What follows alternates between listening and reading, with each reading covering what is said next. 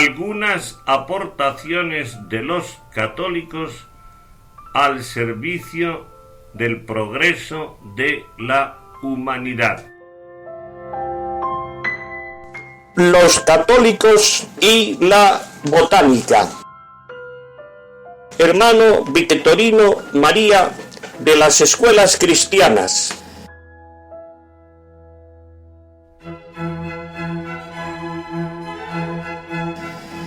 En 1885, en una localidad canadiense, nació un niño que, bautizado con los nombres de José, Cirilo y Conrado, pasaría a llamarse Victorino María al profesar en la congregación de los hermanos de las escuelas cristianas, en cuyo noviciado había ingresado a los 16 años de edad.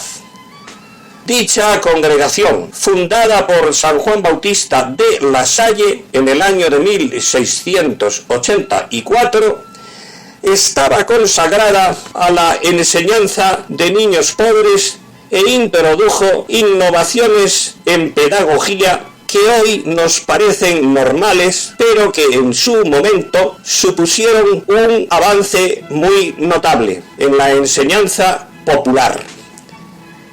Avances como dividir a los alumnos según su nivel de aprovechamiento, enseñanza popular en lengua vulgar en vez de latín, apertura del primer correccional en Francia y de la primera escuela para formación de maestros o escuela normal que se conoce.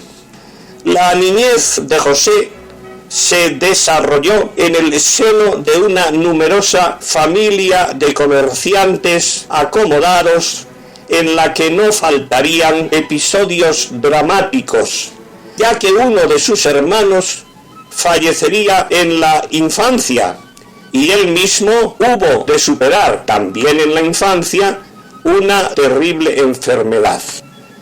En realidad, de toda su vida estuvo marcada por la fragilidad de su salud, aunque fue precisamente durante una de sus largas convalecencias, a raíz de un episodio de tuberculosis, cuando dispuso del necesario reposo para leer un libro que fue como el gran descubrimiento de su vida.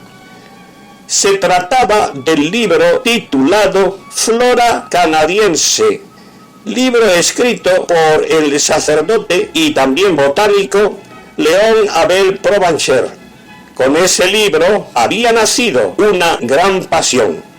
Y el caso es que, una vez recuperado, le encargaron de la enseñanza del inglés, francés, geometría y álgebra.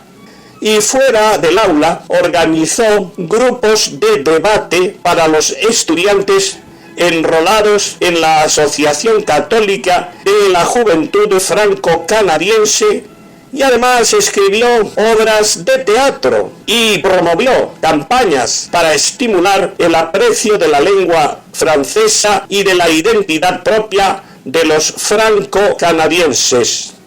Y no puede pasarse por alto que en esta actividad mostró unas sobresalientes cualidades literarias que fueron reconocidas oficialmente en varias ocasiones. Esto parece que hubiera bastado para llenar una vida, pero en realidad se puede decir que lo mejor estaba por llegar. Ayudado por un compañero de comunidad, por el hermano Rolando Germán, y aprovechando los momentos libres, este botánico autodidacta comenzó una intensa búsqueda y catalogación de la flora de la región en torno a Montreal, que le permitiría publicar sucesivos artículos sobre este tema, mostrando hasta qué punto eran numerosas las lagunas en el conocimiento de la botánica canadiense, ya que después de los trabajos de la B. Provencher, poco o nada se había hecho. Decisivo fue en ese sentido el intercambio de correspondencia y datos botánicos que emprendió Victorino María con colegas botánicos de diversos países, y especialmente con el botánico y genetista alemán Hugo de Vries, que le proporcionaría un argumento de tipo realmente eficaz contra un autor que a tantos cristianos había causado malestar. Me refiero a Charles Darwin, padre de la teoría llamada evolucionista, quien afirmaba que las modificaciones observadas en la sucesión de las especies exigían plazos extremadamente largos para llegar a término. Contra esto, Victorino María presentaba un sencillo argumento. La genética es una ciencia experimental y, por tanto, sus conclusiones pueden ser sometidas a experimentación cuantas veces se quiera, mientras que no hay manera alguna de probar con experimentos la teoría darwinista de la selección natural. Pues bien, contra lo que afirmaba Darwin, la genética mostraba ejemplos de modificaciones y mutaciones muy rápidas que aparecían de una generación a otra.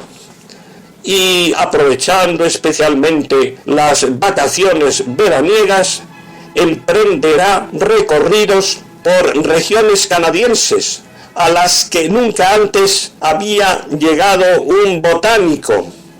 Fruto de esas excursiones sería la publicación en 1918 del artículo titulado La flora de la provincia de Quebec, con el que su prestigio científico alcanzó una de sus cimas más elevadas, que aún así sería superada cuando pocos años después publicara La flora de San Lorenzo. Su nombre también va unido a la creación del Jardín Botánico de Montreal, uno de los más grandes del mundo. Todo esto y más, que no tenemos espacio para recordar aquí, fue la obra de un hombre siempre de frágil salud, al que le llegó la muerte en 1944 a raíz de un accidente automovilístico en el que solo sufrió heridas leves, pero que sería la ocasión de un ataque cardíaco, este sí definitivo.